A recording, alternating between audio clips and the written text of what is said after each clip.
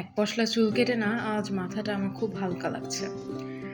খুব একটা যে বেশি কেটেছি তা না, তবে লেয়ার ভাবে কাটার জন্য আমার মাথাটা আর কি অনেকটা হালকা লাগছে এখন। আর এই গরমের সিজনে জানোই তো যে লম্বা চুল কতটা হেডেক হতে পারে। এরপর আমি একটা বেসনের লেপ না আমি মুখে মাখতে চেয়েছিলাম, বাট পোকা পরে পাওয়ার পর আমি আর সাহস পাইনি মুখে লাগানোর। কয়েকদিন ধরে ফাঁকা পড়ে আছে জন্য আমি জুয়েলারি কাজ কিছু আগায় রাখলাম। এটার বেস কোটিংটা আমার খুব একটা পছন্দ হয়নি জন্য আমি আবার ডাবল কোটিং করলাম। ব্ল্যাক বেসের উপরে না আমি পমাগ্রানেট আর কি আঁকিয়েছিলাম। সেটা আমি ক্লিপ যদি থাকে আমি তোমাদেরকে নিশ্চয়ই দেখাবো, যদি না থাকে আমি পরে তোমাদেরকে কোনো একটা ভিডিওতে নিশ্চয়ই দেখাবো। এটা আমি একটা স্টার বানাতে চেয়েছিলাম, সেটা একদমই হয়নি।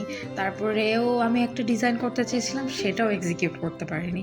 যাই হোক, তবে শেষ পর্যন্ত আমি এটাকে কমপ্লিটলি ব্লু করে দিয়েছিলাম যে অন্য কিছু হয়তো বানিয়ে ফেলবো, অ্যান্ড সেটারও এখনও কাজ চলছে।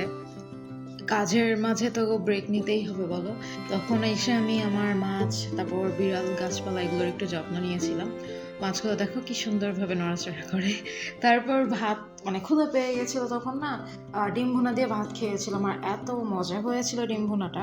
আর এইটা যেন আমি ড্রাগন ফলের বীজ ফেলেছিলাম, সেটা থেকে আস্তে ধীরে দূর করে আমার ড্রাগন ফলের গাছটা বাড়ছে। আর এই যে দেখো, এটা আমি ভিডিওটা স্পিড আপ করে দিয়েছি, বাট এই ইন ডিটেলস যেগুলো কাজ করা হয় এটাতে না এতটা সময় লাগে।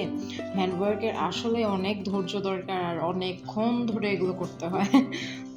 আজকের মতো বিদায় নিচ্ছি, ভালো থেকো তোমরা।